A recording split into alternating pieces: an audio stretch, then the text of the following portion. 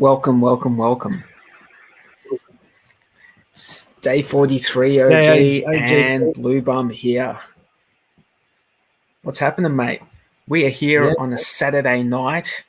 That might be a little bit sad and pathetic on our behalf, but it is Saturday morning in other places around the world and Saturday afternoon, so it's not so bad, is it? It's really not so bad. It's perfect, mate. It's absolutely perfect. Yeah. So, mate, what's been going on? What's been happening? What have you been up to? Well, I've just been watching the world kind of like implode. and just kind of thinking, what's going on? So we're going to be incredibly rich, but what do we do when the whole world is going into absolute? Yeah, Full on, man. Start your own country, hey? Yeah. There's plenty of islands in the Pacific. I mean, I think that any solution that happens across the world, it's going to have to involve hex. Hex is one of the elements that's going to free humanity, or has the potential to free humanity. I mean, that's how I'm looking at it. You know what I mean? Like it's big. It's getting bigger. It is bigger than. I mean, I had no idea at the beginning that it was gonna start to be like this. You know, it's really started to become something that is going to change the world. I really believe it. I think it's going to change the world. But how is it going to do that? Like, is it going to be like? What sort of time frames involved in? I mean, if you think about how it's gone over the last, year and a half to what is it, about 20, 21 months, it's just been this. And when I think back, it's just been this steady march forward. Just this strong and steady march forward. And there've been ups and downs, and there's been volatility and all of this. But as far as just the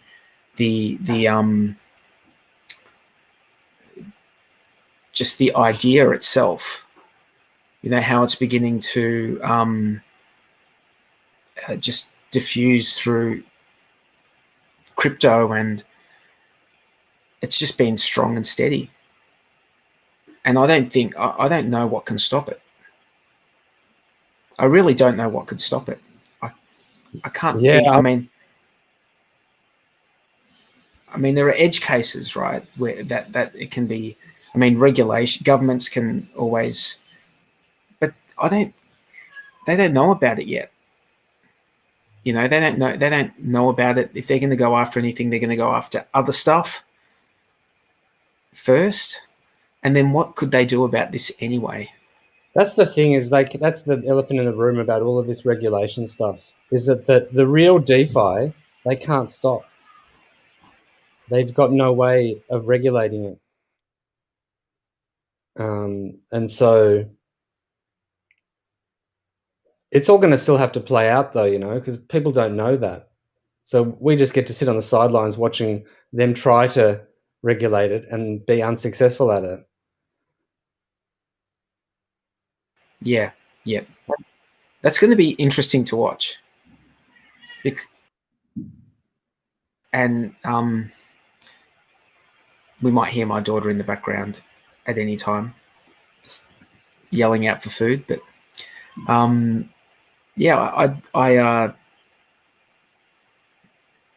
that's going to be interesting how that happens, because they're typically very slow in doing things, and even when they do things, I just don't know how they can. I don't know. I'm sure there's things that they can do. They can make it difficult. I think they can just make it very difficult to offboard and that sort of thing. They can just make it very like burdensome. Mm. And that's what they can do. But see that, and that's the thing that if they make it tough, then that encourages people just to stay in it, which like works against what they want anyway, doesn't it? Well, Because that's then the thing. people, yeah, Yeah, people it are makes just going to more be money. like, and exactly, they're like, well, if we try and get out, it's going to be like too much of a headache. So let's just not get out. Let's just, and that's what the idea of crypto was anyway. It wasn't to be like offboarding, into fiat. It was just to, all right, now we use crypto, Yeah, so yeah. interesting times. I feel like we are seeing some, we've seen some interesting stuff, man.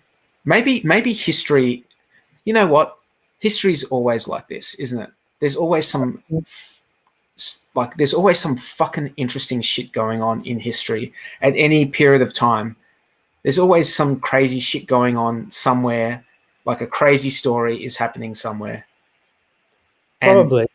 right Change now, I mean, I was trying to, a second ago, I was going to say that like back then there was like nothing like this was happening, but shit like this was happening before as well. It was just in a different form. There was like, you know, there were world wars going on, like hundreds of thousands, millions of people like going to war and just getting like killed on the battlefield, like in a very, very short period of time. And that stuff was happening before, and now we've just got like this sort of strange situation we're in. It's just a strange situation, mate. Yeah, man. Anyway, I've been really wondering about where to go to, like if Portugal is the right place or if somewhere else is the right place. And then today I was kind of thinking, you know what? It's not. It's going to be about getting out of the cities. It's going to be about like finding patches where all of this, authoritarianism and control. Unless people just kind of like wake up and it's just, I don't know, something changes. But at the moment, it's just, I don't know where to go to, and or how to even really like resist it, apart from not complying with certain things. yeah, yeah. Well, the real issue with Australia is how do you even get out? I don't think you can even get out of Australia right now. Like, I'm not sure if there are some edge cases where, for the right reason or what, but if you're just the average Joe, you're not going anywhere anytime soon. Well, if you go to their website, you can still, they have, you have to give these, you have to go leave for a compelling reason. And so if you're leaving for more than 3 months, that's considered a compelling reason. But then you have to show that you are going for good, kind of thing. Yeah. Yeah. The other question is, wherever you want to go, are they going to let you in? That's the other thing you have to Yeah, it's grapple people with. in Australia are okay normally going to other places. That's not too bad. But like, But they've got a green pass in Europe. I know Like there are in Europe, countries with a green pass. They've got it in Italy at the moment. I I know know it's, because I've got family over there who have got it. So they're like, you just can't go to certain places without it. mm, But you know what's interesting about that is they're putting, and this is what governments so cleverly do, is they make a law and then they just tell business, and it's usually small business. They just say, business, you guys have to deal with the yeah, totally. with the problem of enforcing this. Like you Mm, guys have to do that. Like mm. so they every place that's affected by this green pass where you need to show one, the proprietors are responsible for like keeping records of the people who go there and scanning it or whatever. And a family member was actually telling me that now they have a right, they can ask people for their IDs to see that they're the person with the green pass. And it's like, oh, it's like, you know how many people are going to get scammed because of this, this shitty rule that like just gets rushed in without any thought whatsoever. It's like, okay, they've got green passes. Oh yeah, we'll just get the proprietors to KYC. It's basically, that's what it is. Now, Tibo just offered people, anyone in New South Wales that needs somewhere to stay, DM him. I actually have a friend down in New South Wales and who invited me to come down and stay at their place. And they've locked down the border now between New South Wales and Queensland. Like, I think we're not allowed to go in. We're not.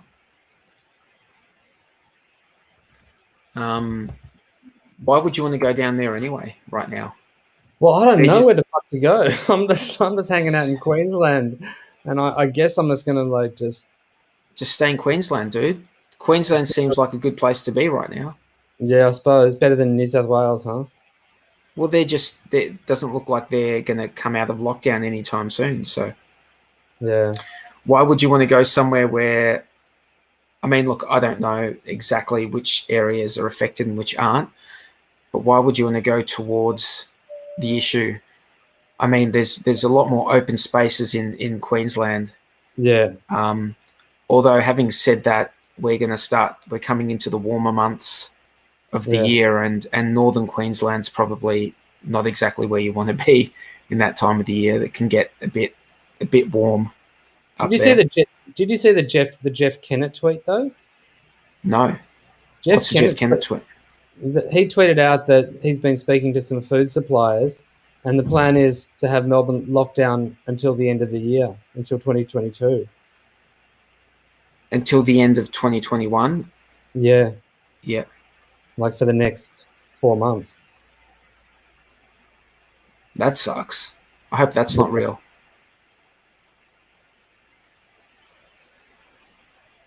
Yeah. That sucks, dude. Yeah. I'm watching my son, first year of school, get sweet bugger all first year of school. I'm just watching it right now. So we're just doing everything, like we're just basically, we're basically doing it all ourselves. He's actually doing quite well. Like he's doing pretty well. Yeah. So it's not necessarily a bad thing, but they are missing out on that social interaction that they get at school. So yeah. But look, this is boring. Shit. This is not moon talk. This is such boring shit right now that we're talking about. Did you end up reading that Medium article about that new form of liquidity providing? No. Nope. It's pretty interesting. Actually, it could be an interesting thing for us to kind of bring up and just and view and show. Yeah. Have you got a link? Yeah. If you is it in our chat? Yeah, it's in our chat. I replied to Jexler just to follow up. I got it. Maybe just pull that up and we can like just go to the relevant place, because I couldn't fully understand it. Are you wanting me to read and comprehend it on stream right now? Is that what we're doing? Maybe it's too much to ask. Hang on. Let me see.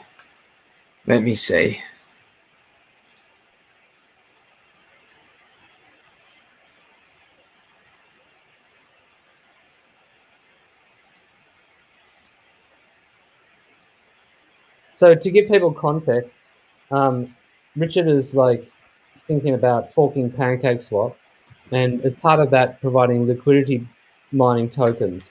So it's some sort of token that we don't know the name of yet because it hasn't been invented yet. And we assume, yeah, from what we know. If you scroll down a little bit more, we can skip the history, we can skip the problem, and the options. Here we go. So there are two types of options, right? There's a put and a call, like if you buy or you sell. But for this thing, what they do, if you scroll it down a little bit more, it's going to be a call option. So what you can do for it is you can get it at the half the price that the market is at. But I think that you have to buy them. I mean, you can immediately sell it for your profit if you want. Hey, Sammy. Hello, how's going? Hey, Sammy Chica. What's Good. going How on? are you? Yeah, I'm good. I'm good. Been a long day, hey. Yeah. Start the day with the stream, end it with the stream, eh? Yeah. Hey, you know how you were saying before about leaving the country? Yeah. You can leave, you can get out, but it's getting in. That's the problem for anyone. Because of the lack of flights all over the world. There's people stuck overseas because they just can't get a flight home. So that's the issue more so than getting out. Yeah, it's still pretty full on to get, even just to get out, to be honest. Like, you can't just leave. You can't just buy a ticket and leave. You have to, like, Obviously a process. You have to, like, do a stat deck and come up with a compelling reason. Yeah, but good luck. They can reject it, you know what I mean? Like, as well.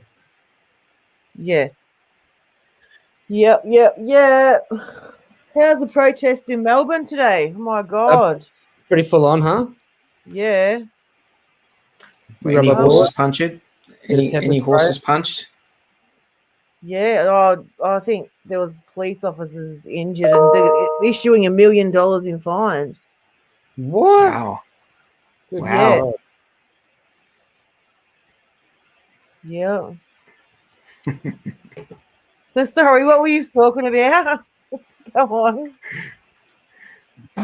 Liquidity. I'm trying to work out this liquidity mining thing. Yeah, I would have to read this, bro, before I can yeah, I don't fully. I mean, I read it twice and I still didn't fully understand it as well. Let's just read the conclusion, hey? Yeah. Skip to the conclusion. Yeah. Making a few simple modifications to the existing staking rewards contract allows us to add the above functionality while keeping the same user experience, UX and user experience. Prototype code is available here. By switching to options liquidity mining instead of traditional liquidity mining, it means decreased liquidity locusts, okay, decreased selling pressure, natural price floor, an additional fee revenue for DAO token holders. Okay. Hey, it sounds good, but I'm in no position to. Hey, does Finbear want to come on? Does he? Do you want to come on, Finbear? Where's Finbear? I'll hook you up, mate. One second. I'll send a link to him. Have you got his thing? Are you going to send it to him? Yeah, okay. I'll go. Yeah. All right, cool. Yeah, man. Finbear, come on, bro. Come on.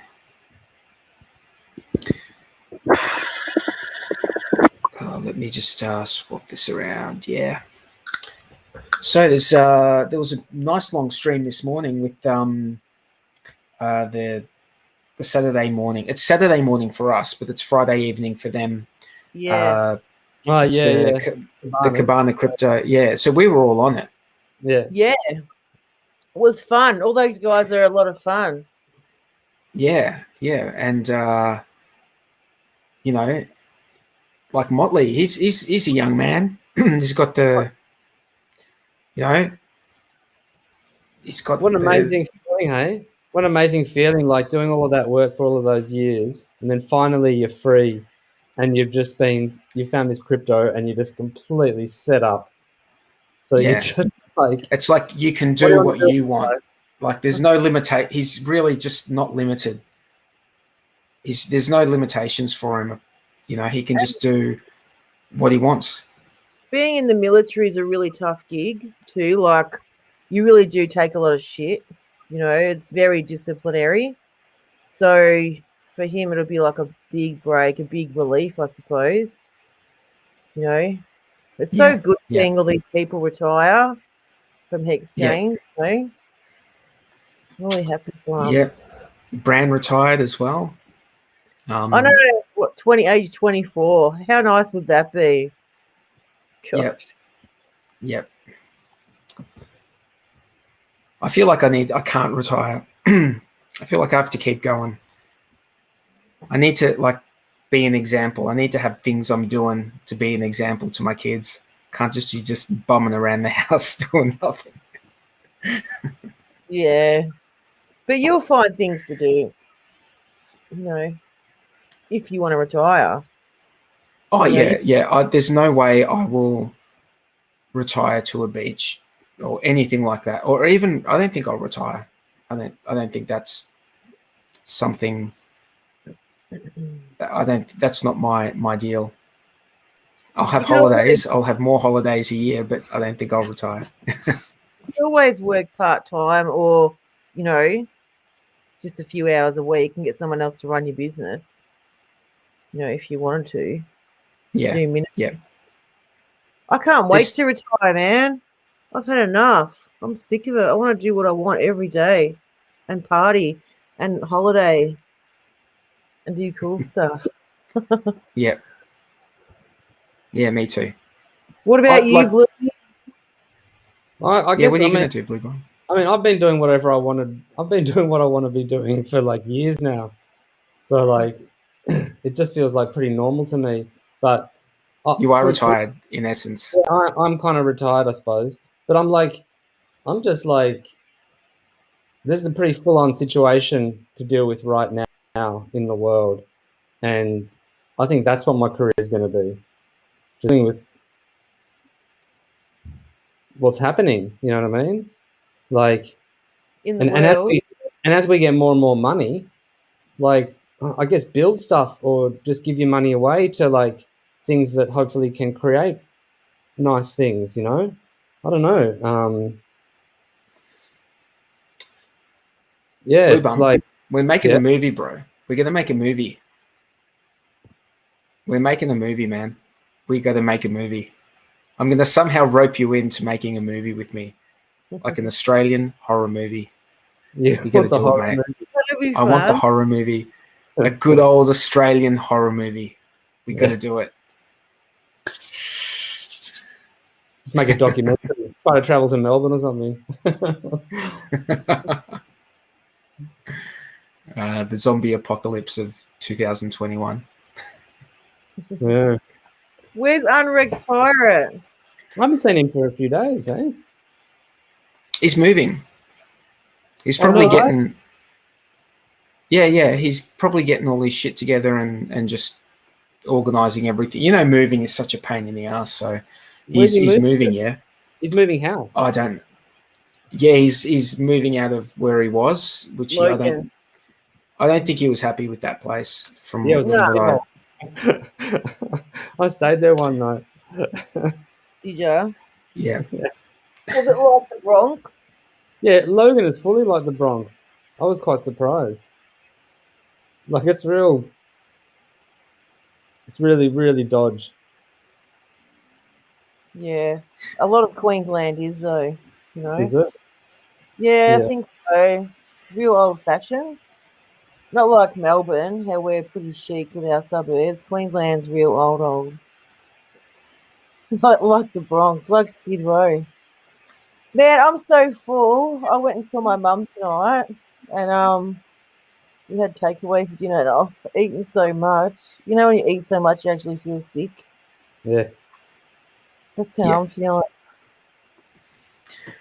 I'm going to say good day to the chat. What's going on, chat? We love yous. Let's have a read of the chat. What's going on? I'll go back. Oh, have we already had like...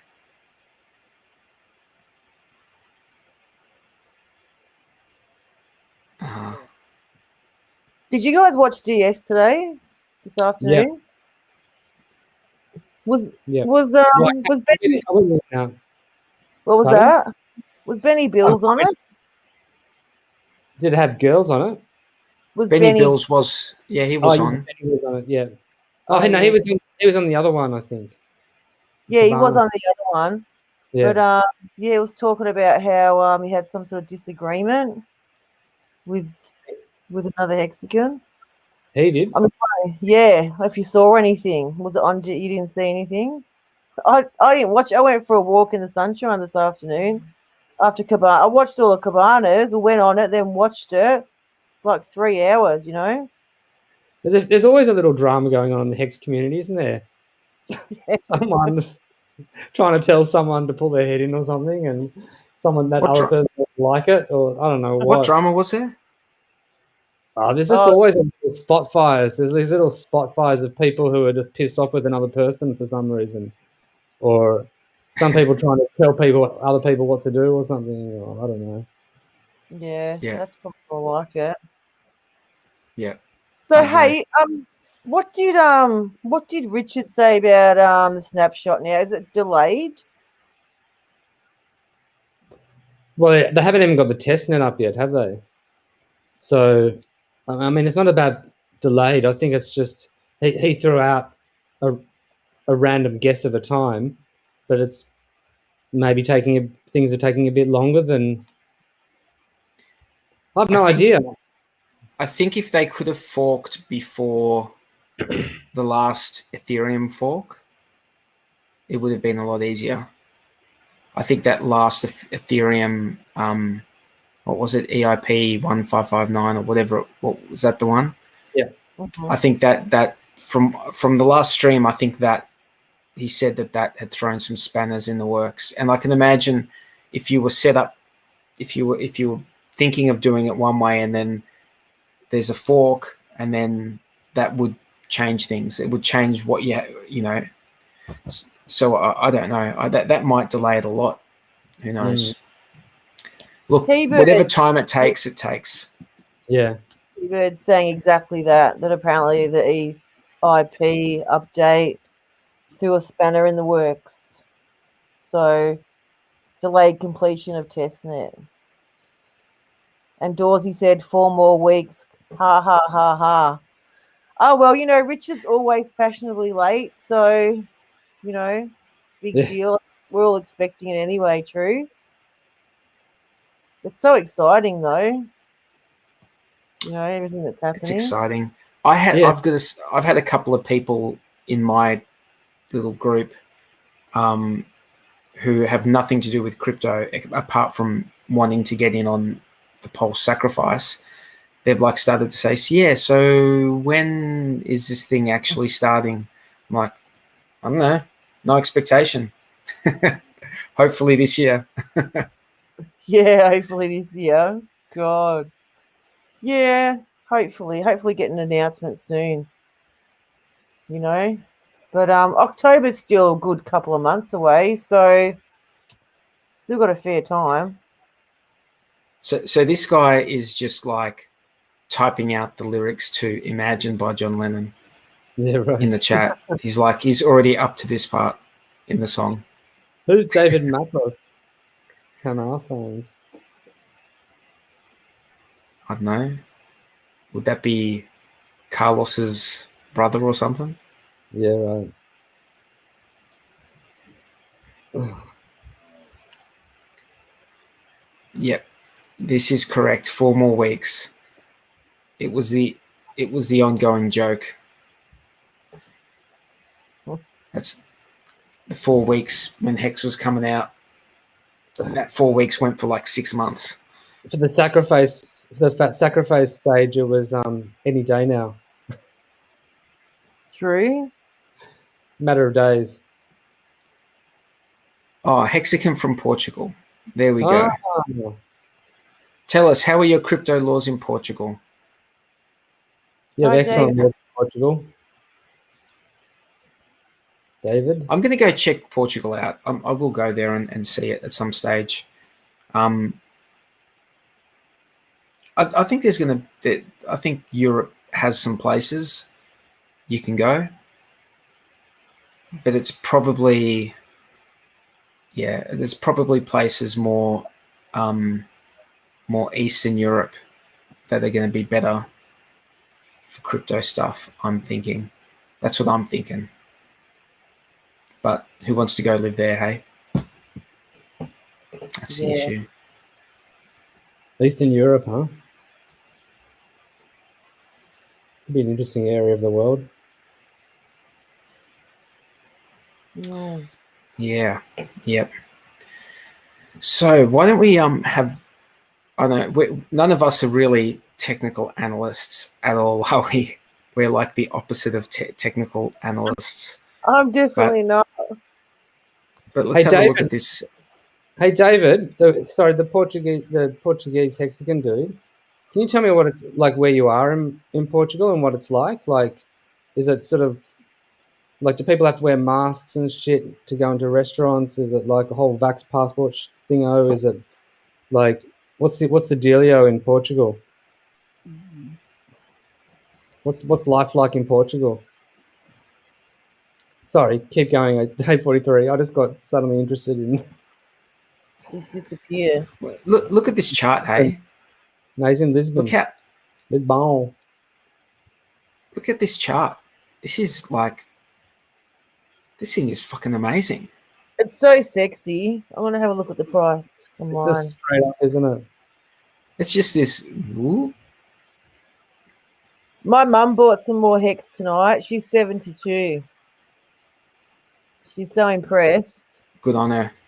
Yeah. So we're at 18 cents, and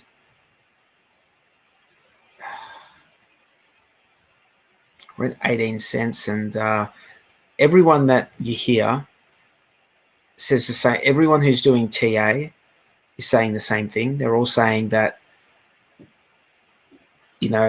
when it actually gets announced that the fork is going to happen, there's going to be another level of FOMO that kicks in. And the most conservative thing that I've heard a hex TA person say is like 25 cents. That's the most conservative. And then I've heard stuff like, I've heard people say $10. That's in my opinion, that is really going to Saturn, isn't it? That's going to the moon, past the moon to Saturn. I don't know. I don't know about that. Who knows? But $10 by the end of year, day 43. I've heard someone say that. Yeah, Wales only predicted it ages ago. Oh, did he? Yeah, he even might have predicted 20, but I think he's lowered it to 10. This might actually be the perfect time just to pop this up on the screen. This is none of this is financial advice. Really, really important that you guys understand and read this. This is just for entertainment purposes only. Always do your own research and seek professional assistance from an accredited advisor in your jurisdiction and abide by all relevant laws. I like to throw that up there. When you're talking about $10 hex this year, I think it's important for that disclaimer to be up there that this is not financial advice. Yeah, for sure. It's a really good idea because you don't want to mislead anyone, especially the new people that want to get in. I really can't see it hitting $10. And call me a pessimist, but I can't even see $1 till, next year. Remember, Richard Hart said, 10,000x in 2.5 years? So 2.5 years is next year? It would be around May. 2.5 years would be May 2022. But it's just designed to do that. It doesn't mean that it's going to do it. I could definitely look. I could very, very definitely see $1 before that time. By May next year, I could definitely see something. I think that is not like moon talk. I don't even think that's moon talk to think that. That's just like crypto does that all the time. Like crypto does that all the time. I've got like I've got my daughter's There wooden you go. wooden ice cream prop. We don't have gay times tonight. We just have the. Yeah, I don't think $1's out of the realm of. I think the dollar is could happen by next year. Plenty of people reckon it's going to happen this year. Yeah, a Plenty lot of people. Yeah, I wouldn't be surprised either. I don't know. Gunther Oh, has who else said? All right, so Gunther, we've got some people talking about what other people have said. So we've got people predicting $21.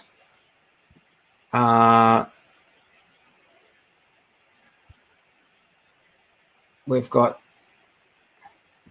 Bree saying 200 to 300 by 2024.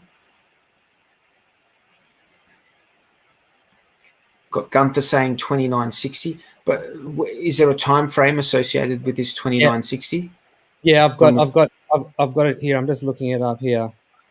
I've got Gunther's thing here. I'll bring it up. Here, I'll put it in the private chat and you can put it up.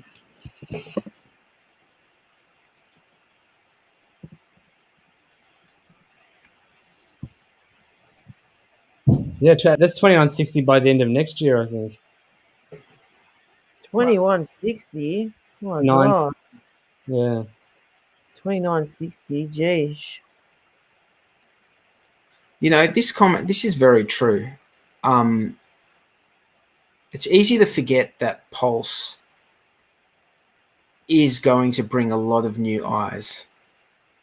People are going to be watching it just to see how it fares, And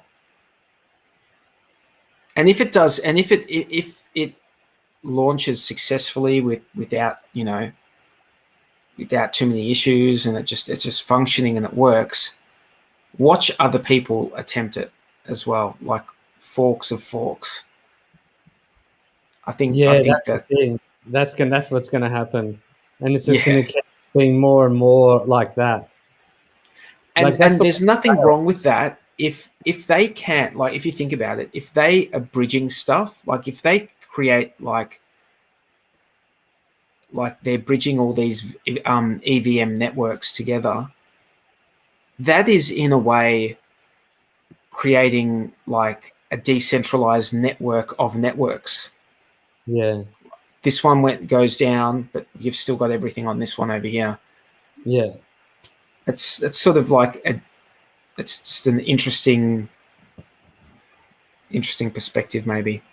Yeah, and way to so scale. You don't have to have the whole world on one chain.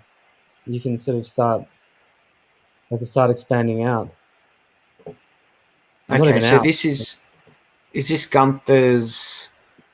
Okay, so he's got a line going all the way up to 2960.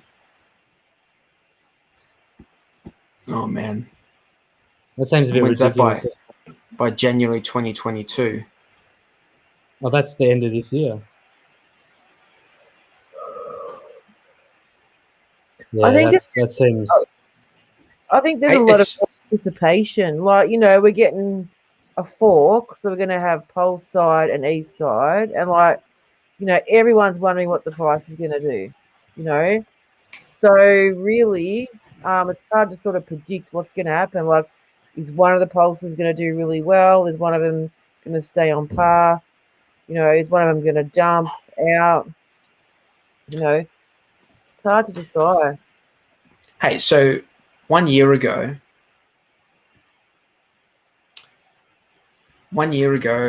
Hex was like half a cent, or you could get it for less than that.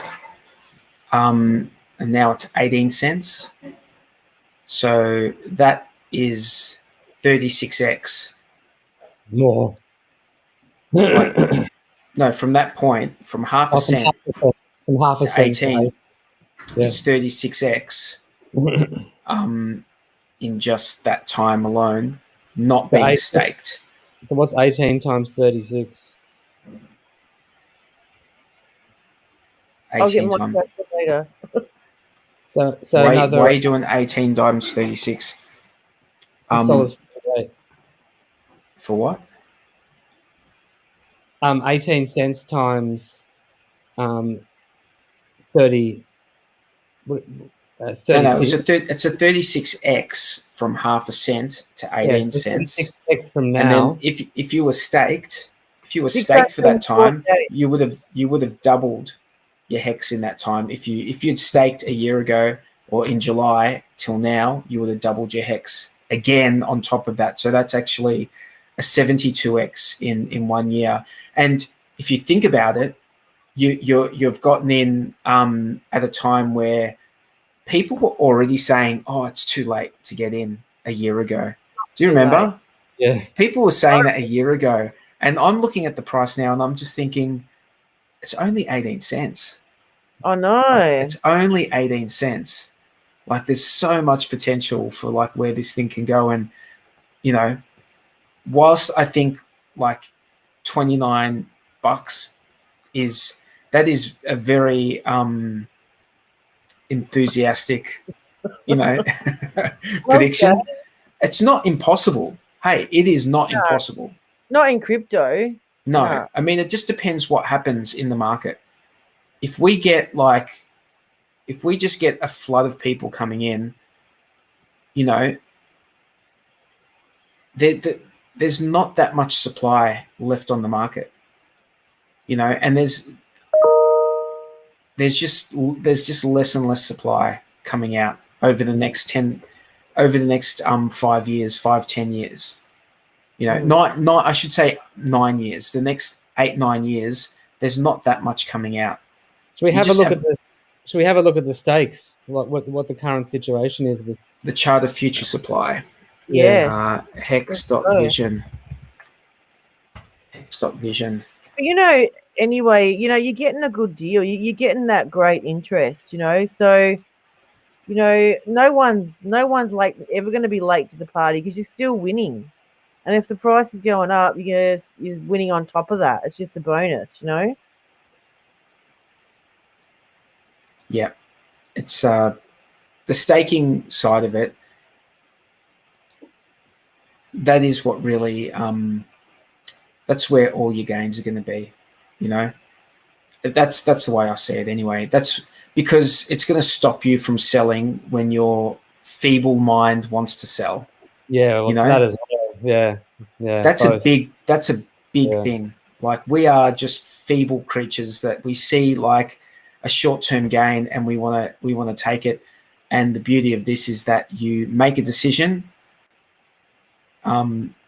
to better your future, and then you have to stick by it. Otherwise, you get punished. You get penalized. So you end up sticking by it. Motley's in the chat.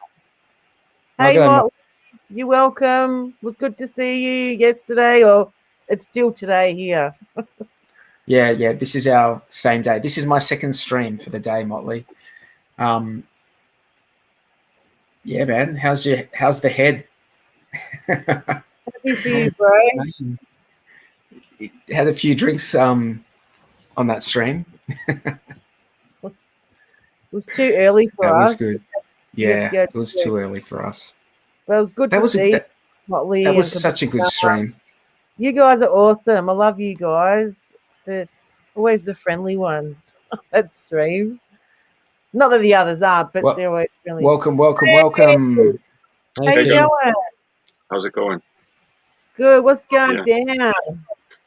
Well, I've been keeping busy. Our apple tree decided that all the apples are done, like just overnight, and the yard is freaking full of them. So we're making apple jam.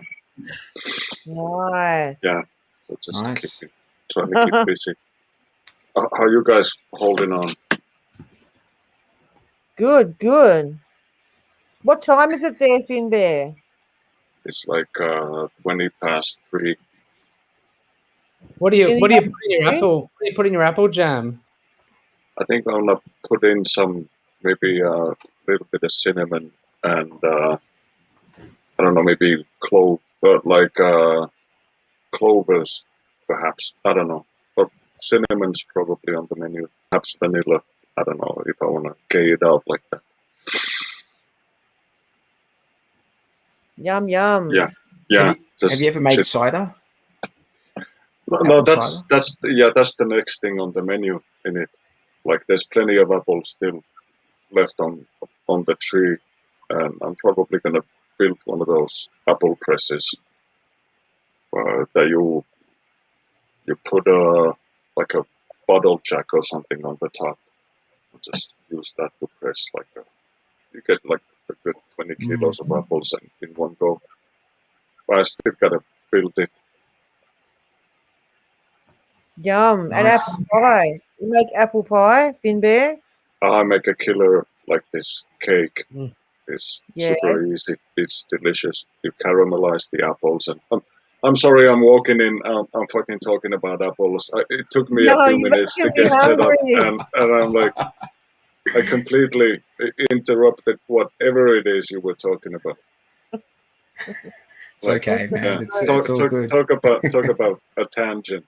Like, yeah, I love watching No. tangent streams. He's like he's all over the place. He's like me in the way. I must be really annoying company to like have a beer with or something, because I just go Or on not. this weird Or like, interesting, go on man. this- yeah. Or interesting. That's what makes shit interesting, man. Yeah. I was just trying to remember that if I came to visit Sammy, I was wondering if I could still find the place where I spent the night. I don't know if you've driven past the place, but I wonder if it's still like it's like this small industry area. Yeah, I don't know if you guys. I was gonna send you a photo, but I couldn't DM you. I couldn't find you in Telegram. Are you under Finn Bear? No, Michael Lung. That's probably why. Let me have a look. Yeah. So Motley's asking how the pizza was yesterday. Oh, it's lovely. It's always a success. It's so I got it down to the T, man. I've made pizza every Friday for I think almost 15 years now. Not it's not like a religious thing, so I might push it over to Sunday sometimes, or like Do you make your own? go crazy roll and, your and, own and do pasta? it on a Thursday. No, I can't be bothered. Like it's easy enough. My parents actually talked about getting me one of those pasta rolling things, which I think is like a completely pointless. I would never buy it myself, but I wouldn't use them. You just make the dough, and then you just get a roller and you just roll it. Yeah. You just roll them out with your hands. It's like getting that pasta roller is. We've got one, and we've had one for like 9 years, and I swear we have never used it, not even once. Yeah, it's one Ever. of those things that you have on the table to show your guests that you're a civilized human being. But if you go and touch it, you see it's covered in grease and dust, and nobody's ever used it, and there's probably parts missing. Man, this is like trying to burn ice, waiting for the snapshot date. Oh my god, it takes forever. I'm surprised I have any fingernails left. Well, people are still coming in. People are just tipping in. I mean, we're at 18 cents. It just means that people are buying. People are still like the price is just sitting up there, and it feels like, even if we do dip a little bit, it feels like it wouldn't last very long. Yeah. Like people are just chomping at the bit to buy a dip. Yeah. If so we it feels like we're going to pump past 20 cents at some stage. Yeah, if we get even close to 17 cents, there's always somebody there, like going like. That's why I wanted to join with you guys, because there's been a lot of talk in both of the chats about different staking strategies, and all the new guys that. Well, it might be that I'm just paying attention to it, but it seems to me that there's a lot of guys who their plan is to stake for 2 or 3 years and take out like what will be like hefty profits, but still they're sort of making a big error in their sort of the judgment of the risks, or they're sort of they're fully willing to accept complete loss. So everybody's talking about like, yeah, I'm putting in only what I'm willing to lose, and I'm not like overextending myself. So that's like a good thing. But but so they're fully accepting the maximum loss if that were to happen. But then they only stake for 3 years, which completely shoots themselves in the foot. So they're sort of refusing to take the maximum on the upside, but absolutely embracing the maximum punishment on the downside risk.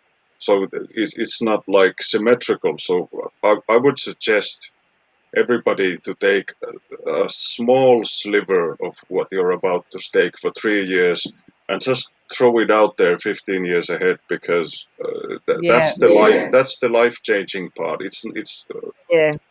that's when you get the maximum reward, or even give yourself Or the at least 10. possibility. Yeah. Well, Or at why least not 10 years. 10 why years not is where the T-share rate Yeah, but maxes out. imagine how horrified you're going to be at year 9 when you crunch the numbers on what year 10 is going to be like. If you think about year 15, year 15 alone is the interest is going to be bigger than the first 13 years put together. So that extra 5 years that you're holding on to your shares, the difference is huge. If you just crunch the numbers with, Absolutely. uh, This is. if you just do the numbers with I'm in. I'm in $100, fully. the difference, like with a stake worth $100 for 10 years, you get something like 20 grand. But if you stake it for 15, you get over $90,000. That's with no price appreciation for the token. That's if we stay flat. That's the difference is huge. So you want to maximize the upside profit as well, and that's why you should have the amount that you stake for the max time should be like very small, so that you don't feel it like as a loss in your day-to-day finances, but still like big enough to make a difference. So I don't know, like even $200 now seems like a perfectly good amount to stake for a quadrinkle. What do you guys think? Sounds good. Like if I you're feel gonna like wait that's. for I feel like that's on the lower end to me. yeah Like yeah in if my opinion, I feel like that's. I think that you have. I see this as something that, like your retirement fund. That's how I see it. You know. yeah, but So I'm talking I'm in of the. terms of I'm talking in terms of getting your feet wet. Like as a new guy Oh yeah. who wants to Yeah. sort of try the system out, don't try it out just for the 3 years, because this next 3 years that we have, starting from today, the best T-share price is today. So you want to max out the performance that you can get out of Yeah. the T-share that you're gonna try out. For someone that doesn't have a lot of money, $200, if throw it out for 10, 15 years, is probably a really, really good investment. Yeah. And if you're gonna wait for like 10 years, anyways, so what the Exactly. fucking I feel like what the difference? Like extra 5 in I'm gonna for good say measure. I'm gonna say that I think that's. I think you would be better served, or anyone would be better served to maybe accumulate more than that. If they were going to put out 200, a bit, to definitely. accumulate a bit more and do a bigger. I feel like 200 is a bit too small to be putting out. No, but it's gonna be copied over to Pulse. It's gonna be on both of the networks for the maximum duration. So even if This one is of true. the others, one or the other becomes like the preferred chain to operate on, you're going to have the stakes on both of the networks. I think we all know that if push comes to shove, we know which one is going to be the preferred one. So you're going to have I'm hoping that p-hex for the maximum duration. I'm really hoping that Ethereum will get their act together, and by the time those 10-year stakes, come due, 10 to 15-year stakes come due, that they've got their act together and they've got whatever scaling solution that they're planning on implementing, that it's working, and that hexagons will have a viable option on both chains. I'm really hoping that is the case, because it would be a shame for them to have this chain, which is supposed to be Turing complete and do all these different things, yet it can't do the things it was designed to do, because they keep moving the goalposts. So I'm not moving my hex. I'm not moving my hex from one chain to the other. So I'm just gonna, like, all the hex that I have on Ethereum, they're gonna stay on Ethereum, and I'm gonna stake them out. Same. Like, I'm not selling. That's like, I'm not making any judgment calls yet. I'm not as hardcore as the German fellas. I'm not easy to pick sides. Yeah. Patrick and they're very much p-hex weighted, aren't they? Yeah. They're very much p-hex weighted. I love all the stuff they did with the T-shares and explaining the concept and making all the videos, but I don't quite agree with their views on what's going to happen to good old hex on the Ethereum network. Yeah. I think it's wise to be pragmatic. Money printers are money printers. It doesn't matter what the network is. I've got a chart of future supply here that I'll bring up on the screen. This is from a website called hex.vision. And then once you go to that website, there's a menu on the side that says staking. You click on that and you get this wonderful chart here, which is a chart that does not exist in any other crypto in the entire world. This chart shows us the what future supply, what has been staked. This is what has been staked for the next 15 years. And we can see that where most of it is in the next year or so, and then it sort of tapers down, and you've got these outliers pretty much every year along the way, all the way through to 2000. Here we've got this big. This was where the original 10-year mark was, wasn't it? And it goes for about a year, because people, what they did is, in the first year of Hex, which is this space here,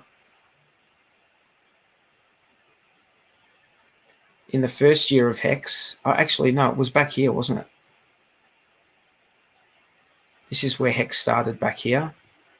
And this is where we're up to right now, which is August 2021.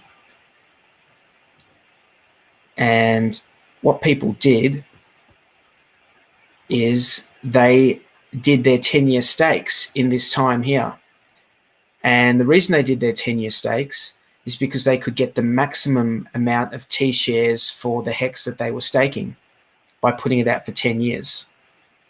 If you put it out for further than 10 years, you don't get any more T shares. But what you do get is you get that extra year worth of interest.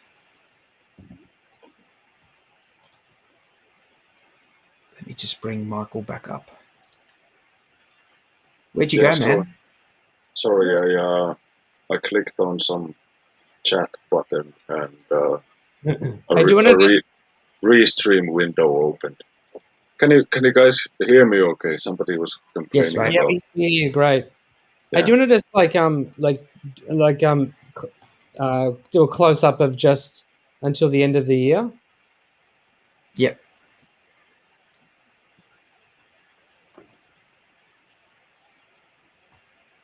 I'll go a bit further, hey?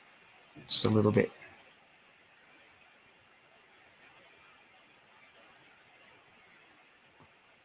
pretty Okay. much screen. So this is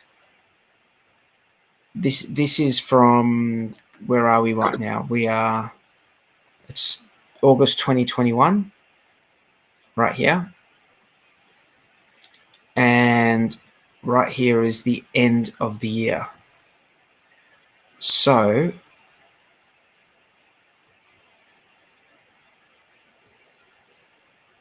yeah, so there's about in that time, in this time, right, there is this is an interesting fact. There's about 1 million T-shares, cumulative T-shares in that time that are coming out between now and the end of the year. 1 million, roughly. And how many total T-shares are there? I'll find it. I'll go on go.hex. I'll go back and I'll tell you. From go.hex.com, I think. This will tell me here.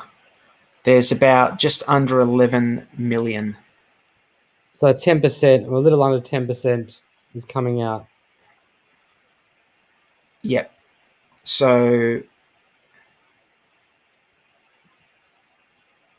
here we I'd love go. to see the stats on how many people are restaking compared to cashing out or something. I think the price is going to tell us that, isn't it? The price is going to be an indicator of that, because even like to some extent it will be, because if people are just dumping everything that comes out, then the price will probably go down. Yeah, you're right. I mean, that's you know what? That's not even that is not. We can't make that assumption. Maybe there are just more buyers, full stop, than there are sellers at the moment. I mean, there's a lot of eyes on Hex. A lot of people knowing about Hex right now. Yeah. But isn't that interesting that it's like the cumulative T-shares, like 2 million T-shares in about a year's time. So over the course of the next year, up until October 2022, that's 2 million T-shares are coming out. That's and the rest of T-shares. Yeah, that's 20%. And yeah, that's 20% of them. Is that 20% of all the T-shares? Actually, maybe a little bit less than 20%, but yeah. But still, that's massive. And like, imagine all the Hex that is going to be printed out. So when the code starts to calculate the interest on the new amount of all Hex, which is then like massively bigger, it's going to have to pay out a lot more Hex in interest.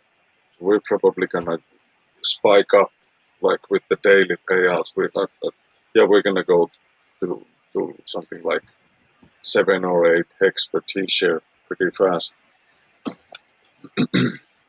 I think we're going to see, like, after year 10, I think that daily payout is going to explode after year 10.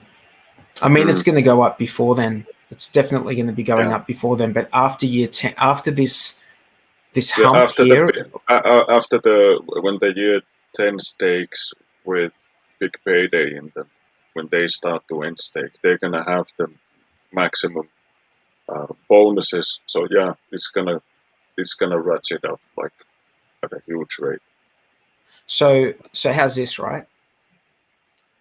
Between 2021, August 2021 and August 2031, there's going to be 9.3 million T-shares coming out, which means that the remaining 5 years that are currently available right now to stake in will account for only 1.7 million T-shares over the course of that 5 years. Yeah. So, you know, that, I mean... And that doesn't take into account the T-shares that are going to be put to end a stake on those dates, but those T-shares are going to be vastly more expensive. So they're going to represent a lot more in terms of financial energy, but a lot less in terms of T-shares themselves, because they'll be a lot more valuable over there. So these oh my gosh. All these T-shares at the start here in the next 2 point. years, right? All of these T-shares in the next 2 years. So if those guys take them and throw them out to the end, they're actually going to get more T-shares than what they're currently worth here. Yeah. But I don't think these people are going to do that. I don't think they're going to take the full stake and throw it out to the end. I think they're going to take a cut, and they're going to be happy with maintaining whatever T-shares they currently have. So they'll do a calculation. They'll work out how much can I scrape off the top, and how much can I just throw out for 15 years and just maintain my current T-shares. Yeah. So that's a recipe for future regret. Like, that regret is on the menu, guys. You either didn't stake enough when you did your stake, you sold more than what you had to, or you sold too soon. Like, getting into Hex is is a lot about choosing what you want to regret over, and trying to live with the choices that you've made. Yeah. For sure. I mean, there's going to be, no matter what you do, you're going to look back. At some point, everyone is going to decide to perhaps sell some Hex. And when they do, they are going to regret it at a future time, at a future point in time. They will probably look back and say, wish I hadn't. That Rolex I bought that car. Yeah. Yeah. But you know what? That's not I don't think we can put that pressure on ourselves. I think I think it's a good practice to take.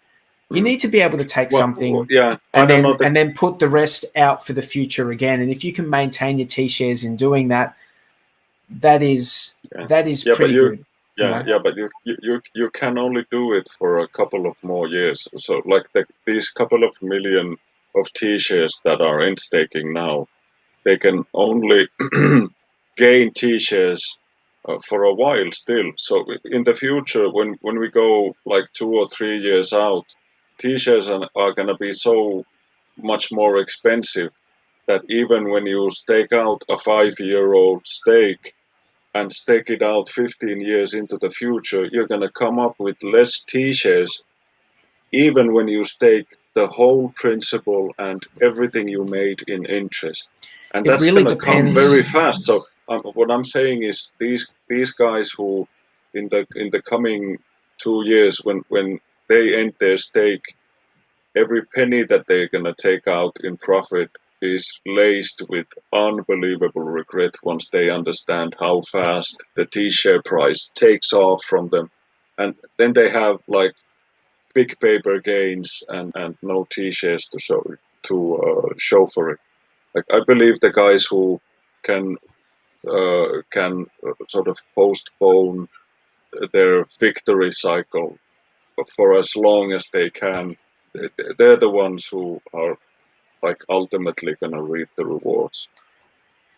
People are going to need to take something out, because ultimately you can always sell pulse. Sell a bit of pulse. Sell a bit of pulse. There is that. That's my pulse game is, I'm gonna stake out vast majority, to validate somebody or whatever, and make a few percent on the side. And every time a stake matures, I'm gonna end stake it and see how many T-shares I lost, and take a little bit of pulse, buy some more Hex, and restake that fucker for 15 years. So I'm using my pulse to gain more T-shares with the interest. But you got to remember, this is between the four of us, so don't tell anyone. Yeah, but you know what? We should all be taking profits at some stage. I think it's healthy to take profits, and I'm not saying you're not going to regret it, because I think like myself, selling hex, looking back on it, and we're talking about this on Cabana's stream, or they were talking about it, their hex regrets. And, looking now to know what I cashed out, I needed something and cashed out some hex to buy it, but then doing the maths, which you really don't want to do, saying, well, that's worth, a lot more now. You basically just have to, live with it, and not be greedy, and take those profits when you need to take them, when you think you should take them. But that just makes me stronger. That makes me think, man, I really don't want to sell any hex. I'm only selling hex unless I absolutely have to, or I want, want to buy something. Because otherwise you have to deal with that decision, like it's going to be precious. Yeah. Yeah. Like imagine, look, I'm of the opinion that you need to try and maintain your T-shares going forward for as long as you can. There will be a point where that's no longer possible. However, when it's no longer possible to maintain your T-shares, it's not going to be possible for like everyone else who started with you to maintain their T-shares either. So I think at that point, it's going to be more a matter of what percentage of the pie, of the staking pie, do you actually have, and if you can maintain your percentage of the staking pie, that is going to be equivalent to maintaining your T-shares. So that's going to be the thing that matters, because at the end of the day, the yield that's being paid out in the system, if you're maintaining your percentage of that staking pie, then you're going to get what's coming to you out of that yield. That's why the ranking system is good. Like, it doesn't have to change. People are going to be squids in the future as well, as long as they hold on to their share of the pie. So it's going to get harder and harder. It's going to get harder and harder too, though, as those big as time goes on and those big stakes come out. You won't be able to get those shares back. The only thing that you can potentially do, and but that means, like, if you're a shark or a super shark at first, and then like a whale ends his stakes and restakes and gets less T-shares, that super shark becomes a whale just because his slice of the pie is now bigger, because one of the participants sort of moved back in line and got a bit. True. How do we? There's the other thing that, like, most people don't have anything to do with, and this is the 10% bonus for bigger pays better. We all know about the longer pays better bonus, but if I think it's 150 million hex, you get a 10% bigger pays better bonus, which is, I think, there will be people who will qualify for that. And having said that, there is, Motley was talking about this. He's actually doing something in relation to that I think on the Pulse network. So it's going to be interesting to see these things come out. It will be interesting because they're going to give people opportunity to get some perhaps extra yield that they normally wouldn't be able to get. But we have to see what comes out. Every project that comes out, we're going to be going over them and checking them out and see. But that idea that I heard Motley talking about, it seems like a pretty good idea, doesn't it? I mean, to me, it seems like a good idea. Yeah. But I am interested. I am interested to see what other people come up with in terms of ideas for how we can utilize this Pulse chain. Yeah. Contracts that would not be viable on Ethereum are going to be totally viable on Pulse, completely and totally viable on Pulse. Yeah. So what can people come up with? Yeah. But still, like, a shit project will be shit on Pulse also. So you want to keep your, of course, try to keep a cool mind when you see all the crap on sale. You don't have to go and buy everything. Yeah, that's it. I'm not even talking about like buying tokens or anything. I'm more talking about the contracts that could be deployed, like the interesting contracts to do like cool financial shit. Like, you know, maybe there are like, you know, cool. I just think there are things that could be done that normally would just be too expensive on Ethereum, that it just opens up the door to all these different things that you could do on Pulse, which just make it an interesting financial proposition. Yeah. I wonder if you can run our bots on Pulse to do trades, to execute trades on Ethereum. From the Pulse side? Yeah. That would seem like a big edge up, like if you were like operating trading bots or art bots or something. If you could run them on a faster network, because then you would have an edge on other guys if their bots are running on, I don't know. I'm not a dev, so I don't want to, like, I'll be talking out of my ass immediately if I start to talk about stuff I don't understand. It's like, hey, and when anyone, I'm painting these stupid pictures of things that could never be. When anyone feels regret for selling their hex, you know, you just need to think of that guy who sold who emergency end staked like 150 million hex. Yeah. There was some guy in the first, whoever that guy was. He emergency end staked 100 and just nuked like heaps. Yeah. Yeah, the Bartown. And he did. Was it that one guy who talked about diversifying his portfolio, that he had too much in hex, and he was fine with making the 1.5 million and paying something like 7 million penalties, and he got out at 0.0018 or something, and he absolutely nuked his account. Like, that was like before big payday and everything. So if he just held on for another year, he would have 100x'd. Yeah. But he wanted to diversify. He wanted to get into other shit coins to see if he's a genius over there as well. I would imagine he's probably a billionaire by now. Probably. Yeah. Hey, Donald, by all means, can't you hear me, Donald? Am I like? I'm not even drunk. Don't I, like? Can you guys hear me? Okay. Yeah. I can hear you. Fine. Okay. Can hear you well. Do you have any regret stories, J43? Do I have any regret?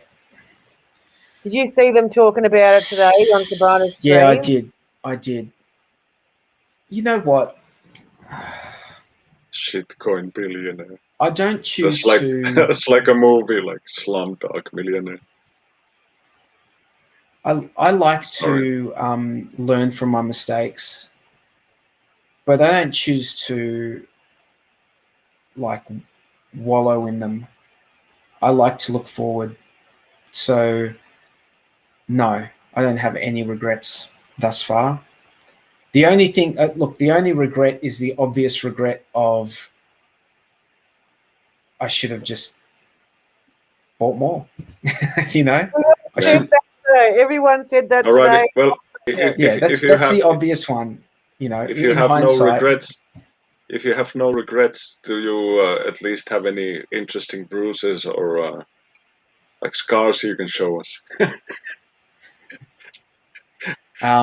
I do not. Because I got plenty. I was a stupid kid, man. I got like battle scars you wouldn't believe. Like, I stabbed myself in the fucking arm with these long scissors. I cut through like an artery. Blood was flying everywhere.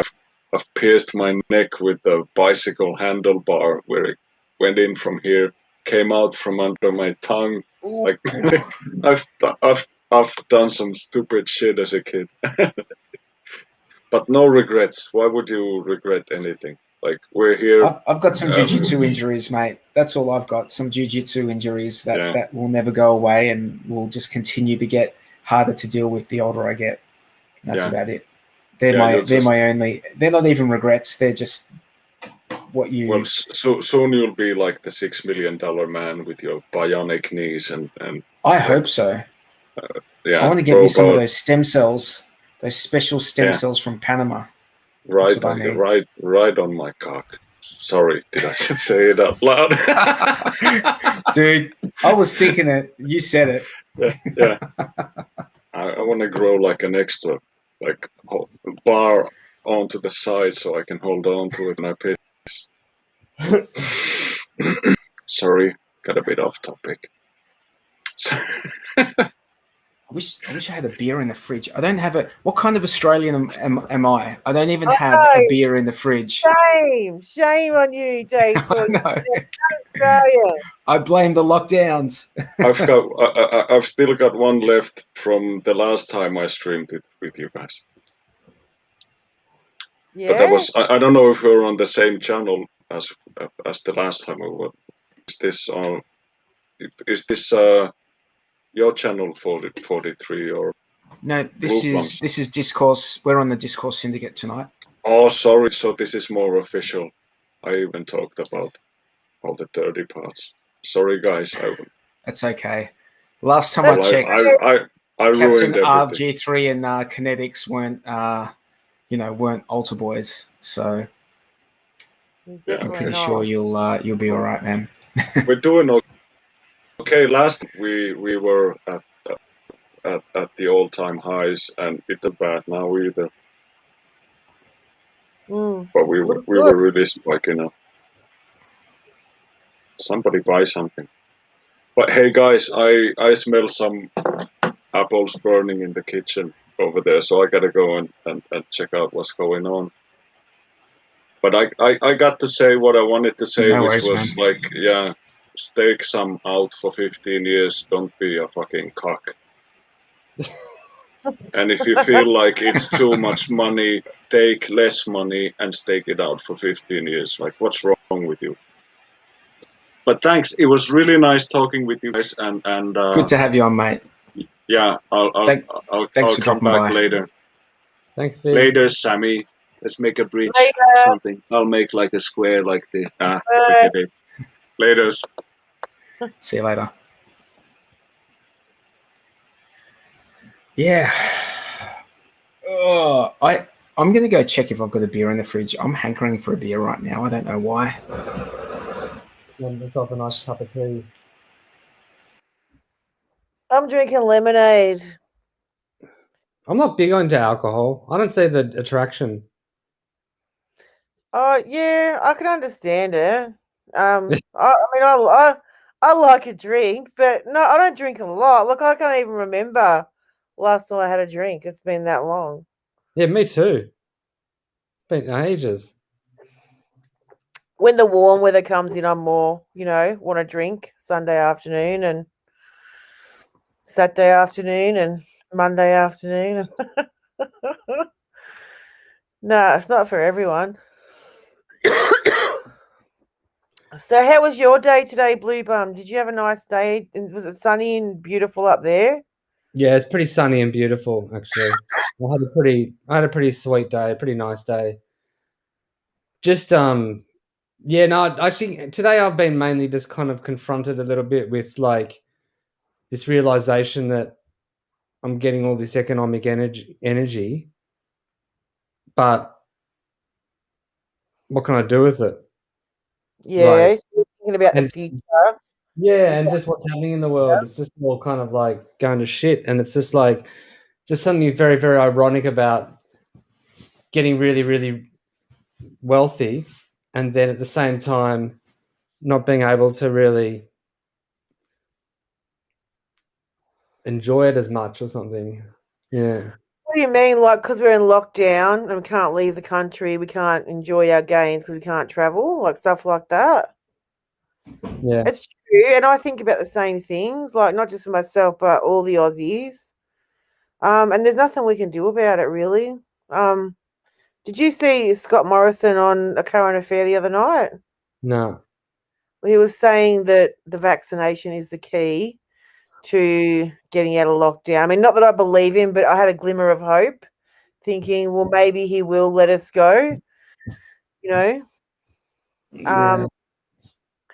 But yeah, I know it sucks. But the whole world is traveling except for us. Like Motley went to Santorini, and all the boys in America are like all flying around everywhere and doing cool stuff, and we can't even go, further than Woolworths, like 5 kilometres. So yeah, Hey, Motley. I saw the protest videos in Melbourne. can Yeah. we bring him up? Yeah, Protest videos in Melbourne. Yeah, I sent one on to you in Telegram. I sent a Twitter link to one. Oh, did you? Okay. Yeah. Directly to you in Telegram. Okay.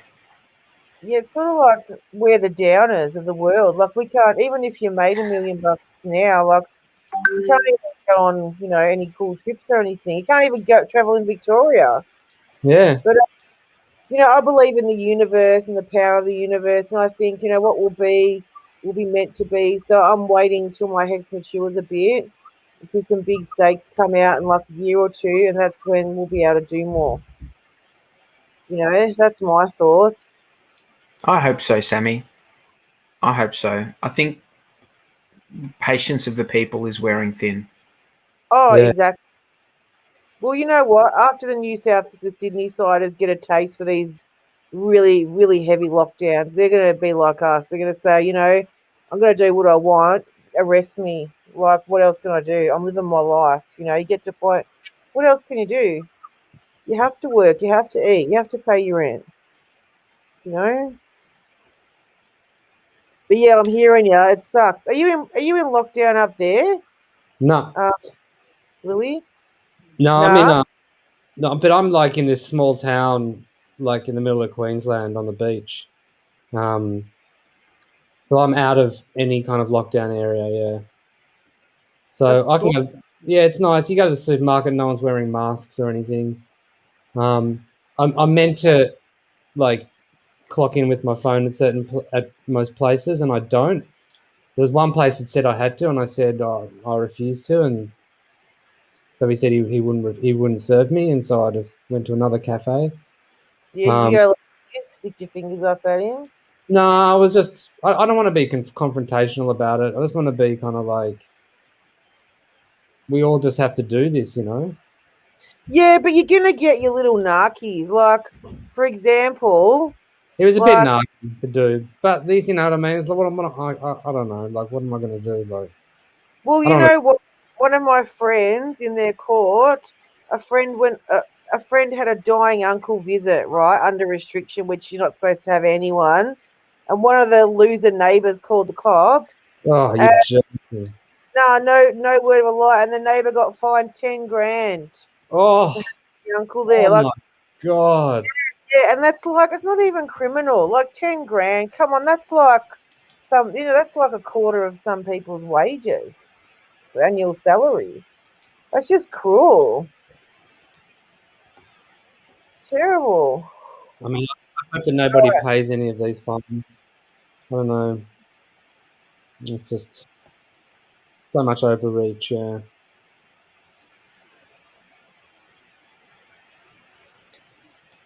Well, that's what DeFi is. Although not really combating this stuff, but it's sort of putting money out of the reach of of governments to some extent. So it's fighting it from a different perspective. I don't know why, but I can't like open any of this stuff. Yeah, that's weird, huh? It's probably because everyone in Australia is just watching it. Oh, you think it's Probably. just your internet? I can try to do it. Let me Yeah. try to put it up. Hang on, let me see. Try without a VPN. Well, that's probably it.